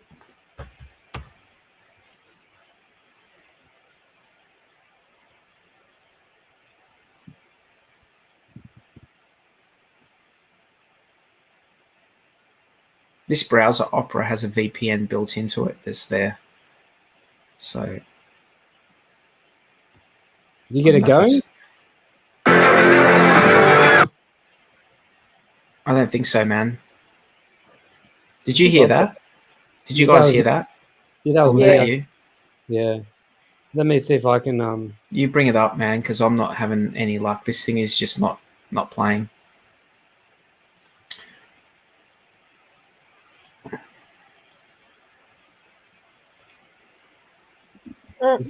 Is that mine? Yeah. Sorry. Should I not brought that up? Yeah, that's cool. Oh, is it full screen now? There we go.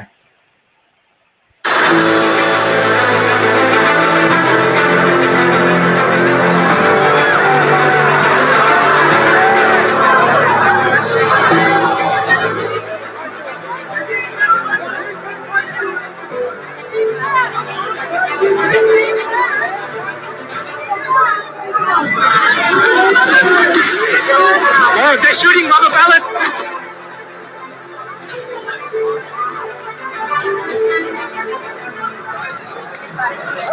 There's some crazy stuff that's going on here. The police started. They pulled out some sort of gun with rubber pellets or whatever there is. Empty ammunition. And they're just firing these pellets into the crowd. They started spraying everyone indiscriminately. Media, doesn't matter who it was.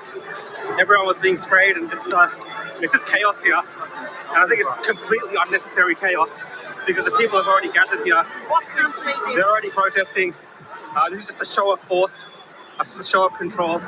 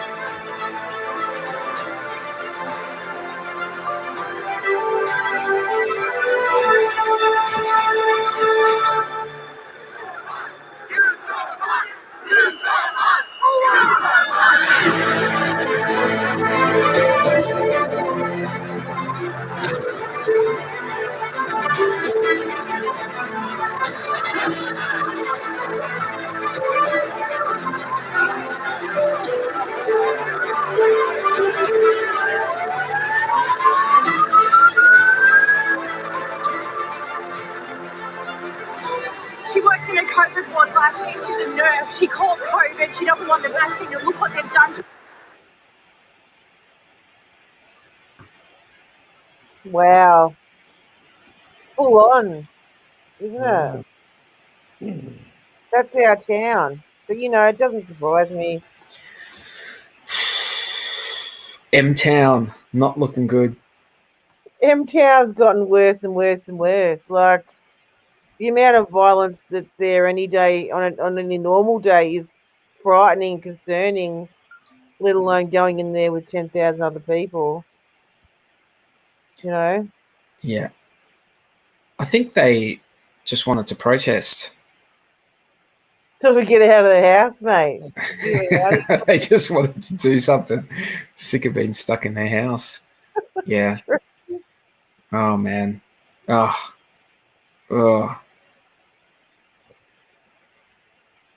And we just what do you do? We went for a walk today. I went for a walk today. You're only allowed to go out for a walk for 1 hour, right? That's the rule in lockdown. You can go for a walk. You can go out for exercise for 1 hour, and then you can go shopping for 1 hour. So I got back from work, and then we went for a walk with the kids. And it's I was walking around, and we had the masks on on our face, but we sort of just had it below. No, I had it all over my face, but everyone else, no one had it on their face. Everyone was just walking around with it hanging under their chin. And I live in a place where there's plenty of space. There's like you don't have to be rubbing up against people to walk down the street. There's like heaps of space. It's Yeah, I do that when I go for my walk. I always have my mask on, but like underneath here. And I've never been told to push it up. But don't tell anyone. This stays right here. But I actually went out for an hour and a half today walk. Ooh, living dangerously. I know. I like to live on the edge. Look, there's no one enforcing this shit like in the suburbs. There's no one out there just like checking, asking you. So it's like these are the rules. But if you wanted to just go out like for 6 hours do whatever, like you can do whatever you like. You know what I mean? Like you don't. I don't suggest you do whatever you like, but we went for an hour's walk and then we went home and got home, and it's like, I don't know. There's just no one out and about. It's heartbreaking for retailers, though. A lot of retailers out there. But like we sort of like we've gotten onto this topic of I sort of want to get off this topic because we can just. It's pretty hard to get off it, though, isn't it? It is. Because it's your whole life is, we're not allowed to talk about it, or we're not even sure about how much we're allowed to say about this or that or whatever. It's just like so. It's just depressing, bro. It's just depressing. But, it's I'll tell you what's not depressing. Look at that hex price, 18.3. That's it. 18.32. That's not bad. Let me bring it up, Bring this baby up.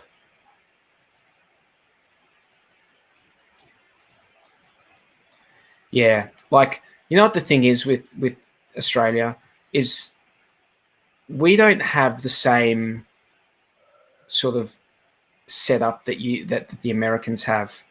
So we don't have the same like rights enshrined in our constitution. It's just a different. Yeah.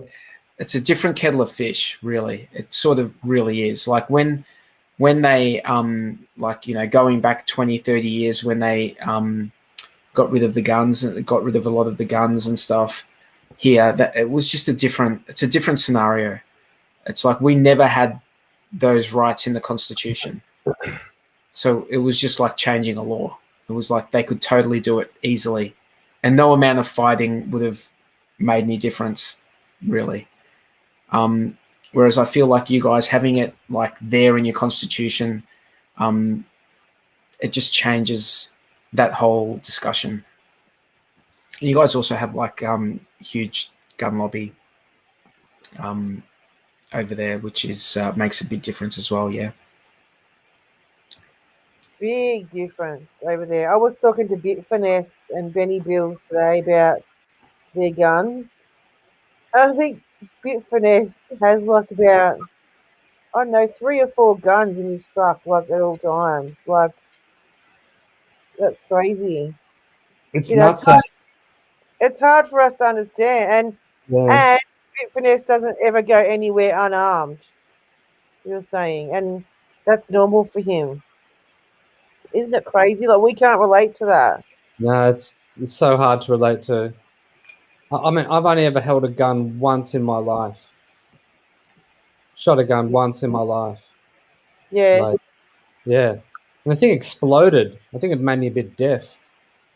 Yeah, that's not good. And I was only like 13 years old or something like that. I shot a BB gun. That's the only gun I've shot. Guns scare the shit out of me. Oh, well, yeah. You don't know how to use them. It can be very, very, very dangerous. Big time. Yeah. So what are we going to do? How are we going to fix it all with our money? Chartered jet out the fuck.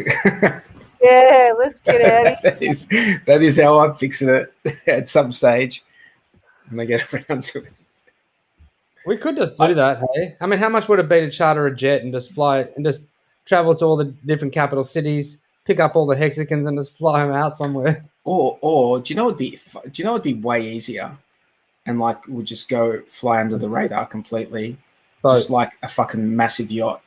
Yeah, let's do it, man.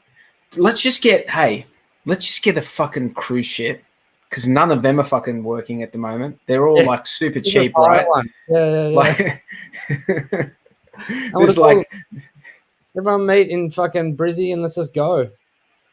and we just go to Vanuatu or something. Yeah, Fiji, to the South Pacific, Vanuatu. Vanuatu is a very interesting place. Beautiful. Is it? But you know what, guys? It's not going to last forever. It's only temporary. And I know they're saying we have to learn to live with it, but something will come along like a treatment. I know that there's an Australian treatment that may be out by Christmas, and that's It's a not little about bit. that. It's not about that to me. That's only a pretense. It's.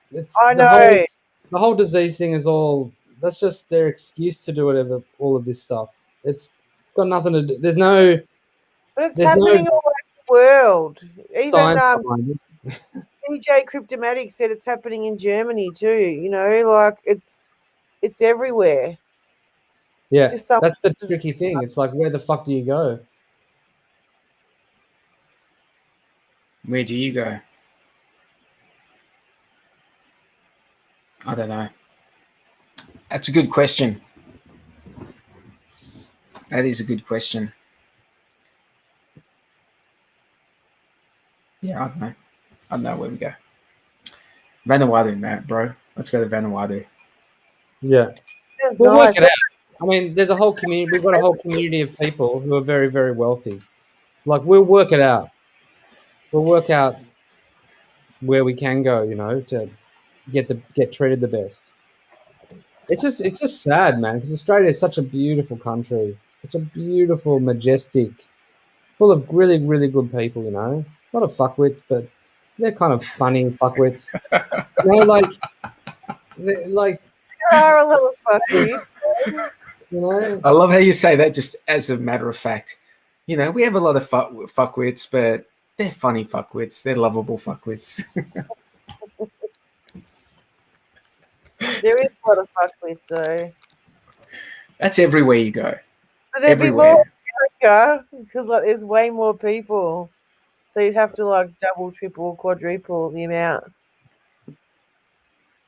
Yeah. I don't know. I've never been. I can't. I can tell you the interactions I've had with the Americans, like in the Hex community, have all been pretty positive. No, they're all our bros. They're all our bros. I'm not talking about them. I'm talking about a ratio of fuckwits. Like in Australia, we only got like 26 million people. You go to a place where there's 300 million people, then you're going to get a lot more fuckwits. There's going to be more. Yeah, there's like. I wonder which country has a higher fuckwit per capita. Per capita. America. What's that? You reckon? You're saying America. Yeah. It's a bit unfair. No, I don't know how the Americans are going to take to us being on an American channel, like saying this shit right now. The English. I love There's loads of fuckwits in England, man. There's got to be a pretty high coefficient of. there's got to be heaps in England too.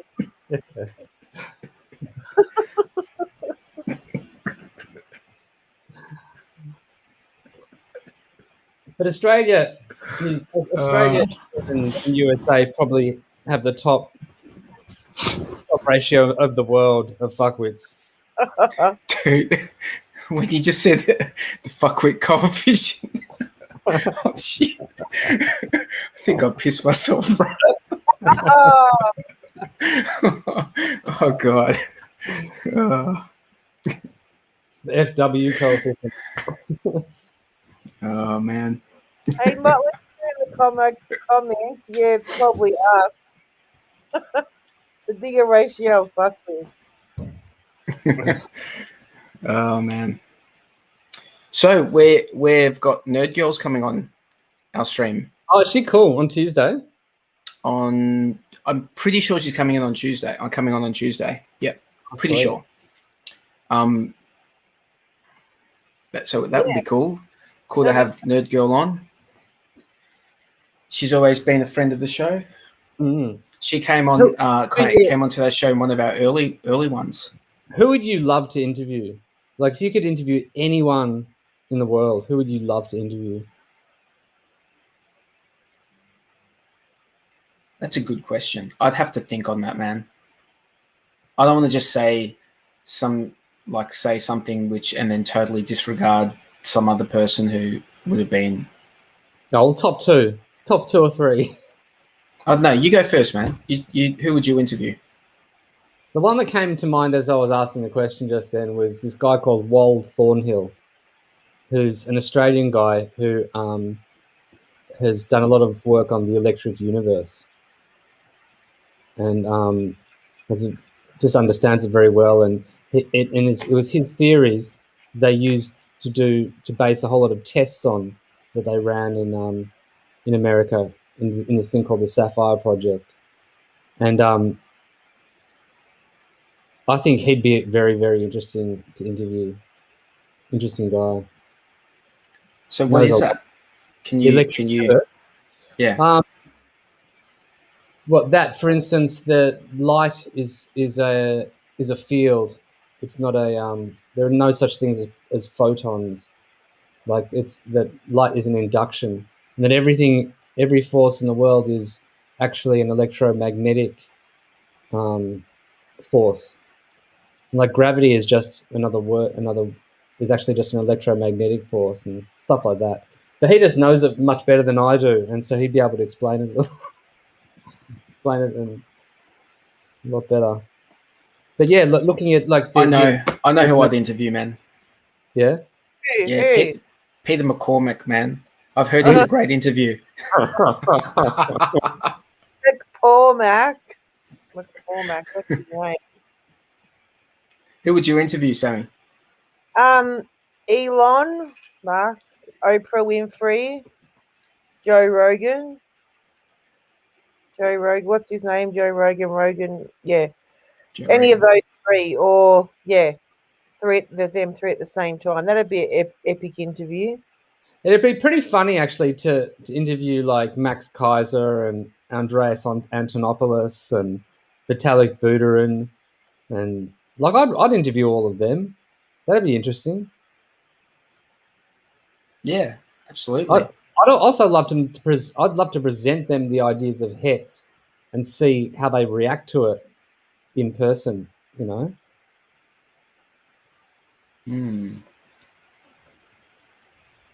Yeah. There is a big cognitive dissonance going on there with a lot of these people, so that could be an interesting interview.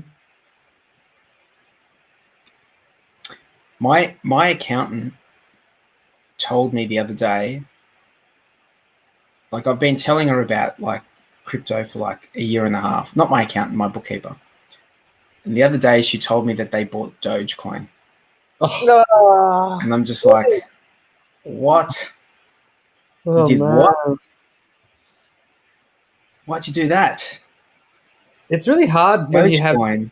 It's really hard when you have a lot of knowledge that can really, really help someone, and then they don't see that you have that knowledge. They don't see that you have any kind of special knowledge. Like I met a guy out here the other day, and he said, "Oh, what do you do?" And I said, "Oh, I'm into crypto and stuff." And then he was like, "Oh yeah, me too." And I'm going to convert things.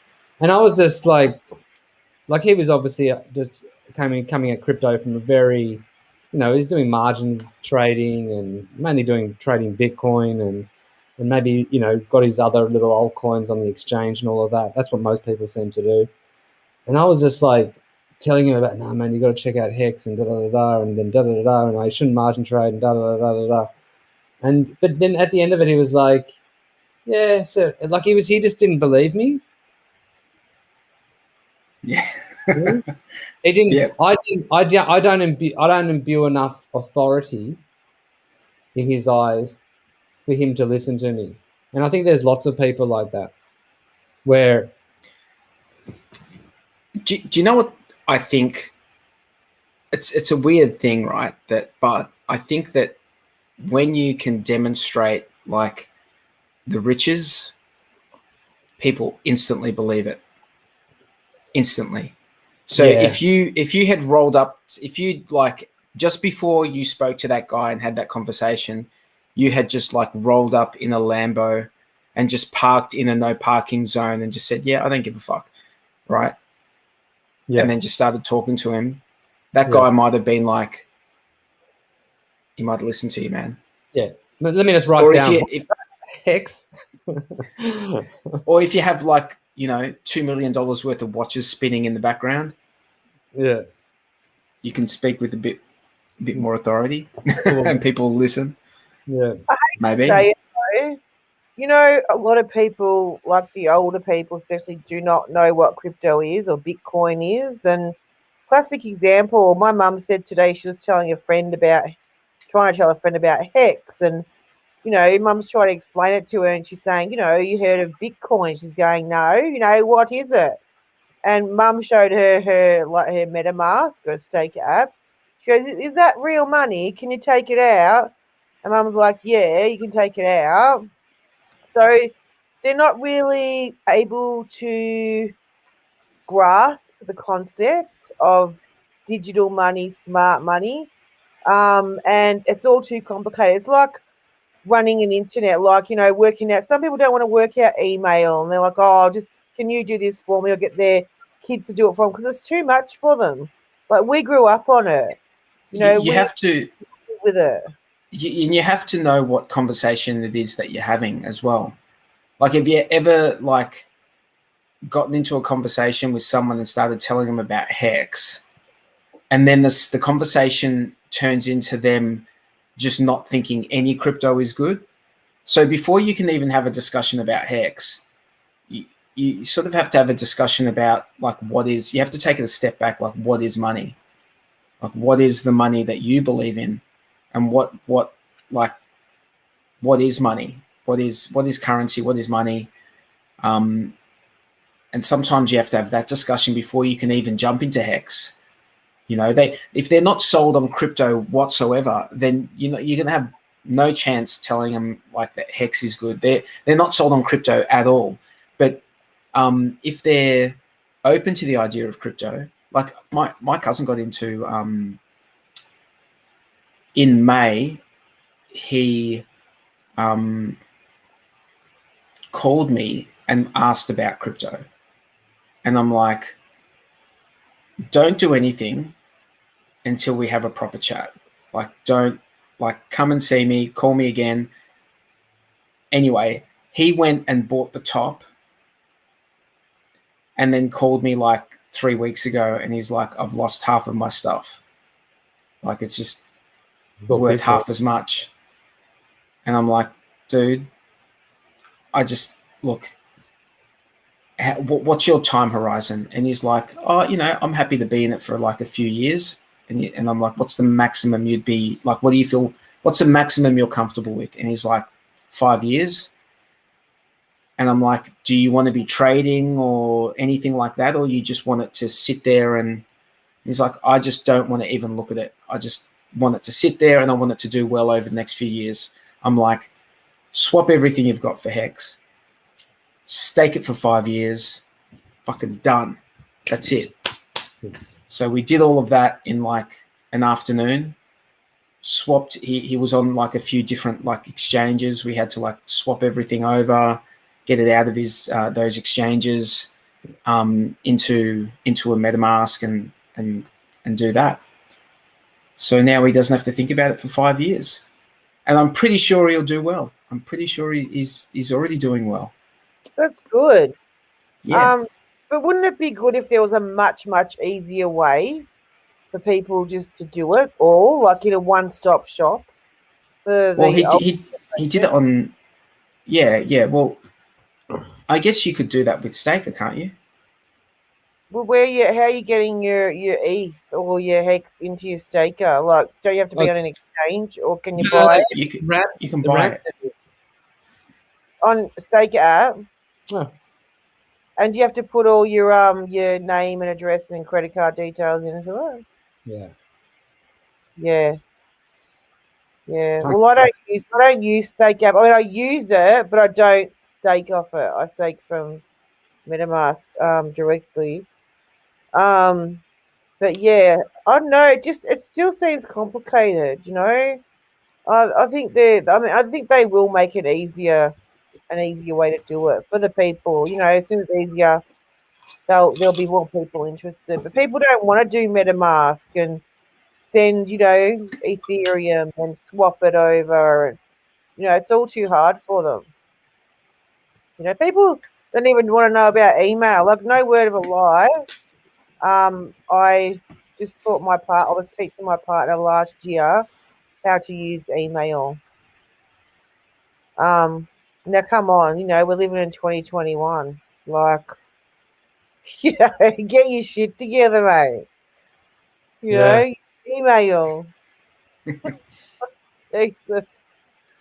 Anyway. How much does email suck, eh? Email sucks. It's pretty cool. Just- What do you mean it sucks? No, it sucks. There's just better ways to. Email sucks, dude. Like, it just sucks. What do you mean? It's like it's just easier to send someone like a message on an app or something. Yeah, that's way easier. It's true.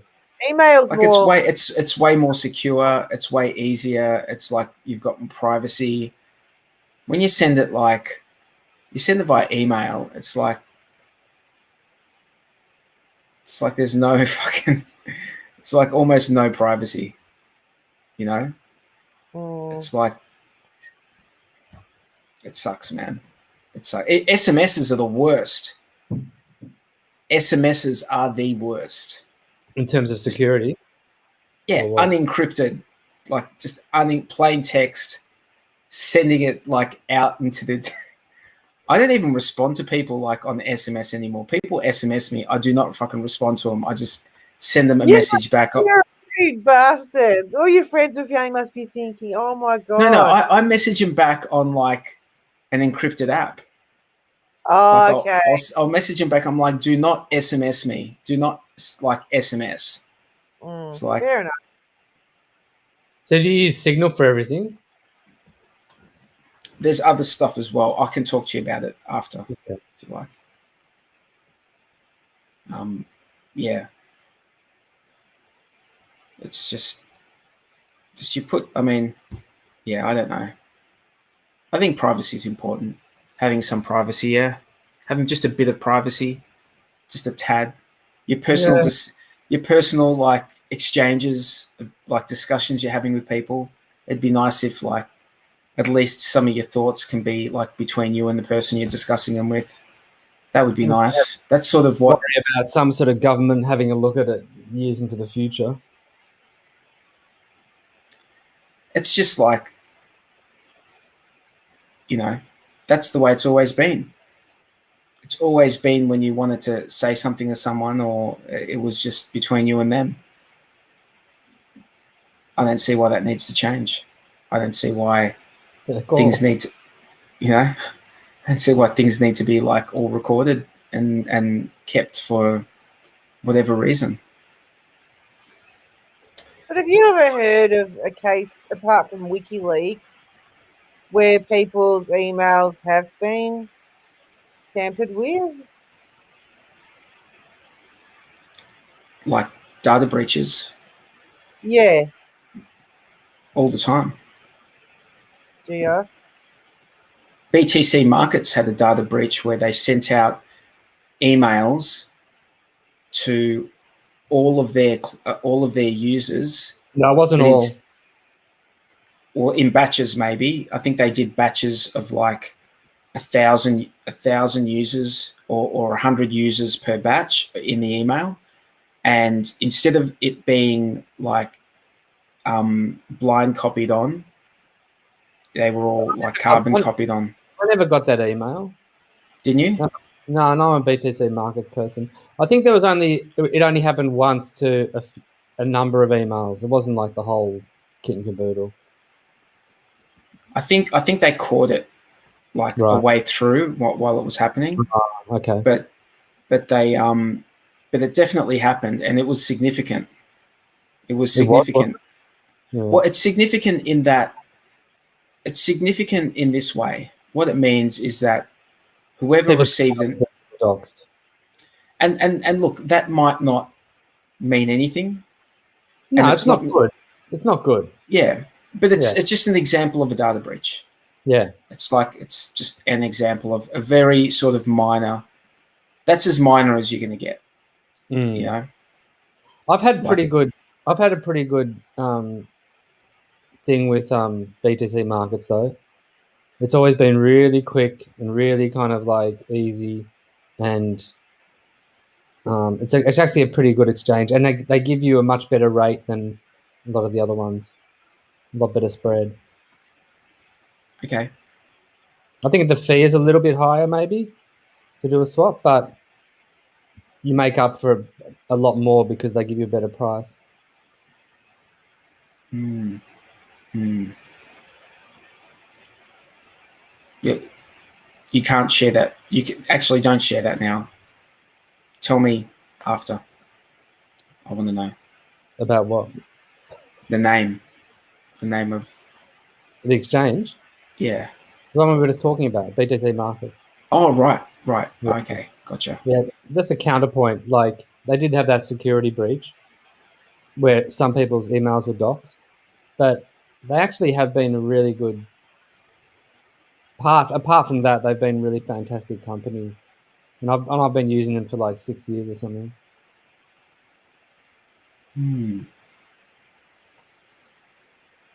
Oh, guys, we've been going for a couple of hours. What do you reckon? Yeah, it's been a long day, day 43. You were up early. I was up early. I saw you up early. What time were you up? I was up about 8:15 this morning. Disgusting time. I was up at 5 o'clock this morning. Ouch! What were you doing up at 5 o'clock? The same thing I do every Saturday morning, 5 o'clock. Go for a run. Yeah. How many kilometers? This morning, not that many. We did like 4 kilometers this morning. The person I run with injured their Achilles probably about 3 months ago. So when we get to a certain point where he can't run anymore, we just walk the rest of the way. Do you see many other people out and about? No, but it's so dark where we go. It's like fully just dark, and geez. it's like next to like a freeway, but there's a path next to the freeway. And man, this morning I swear I thought I was going to get hit by a truck. These two lights just come over this hill, and I'm like, oh shit! I almost like jumped off the path. I'm like, I didn't know how this truck was there. And then as I got closer, I realized it was just two guys on bikes with their lights on. Freaked me out, man. It's like, where is this truck coming from?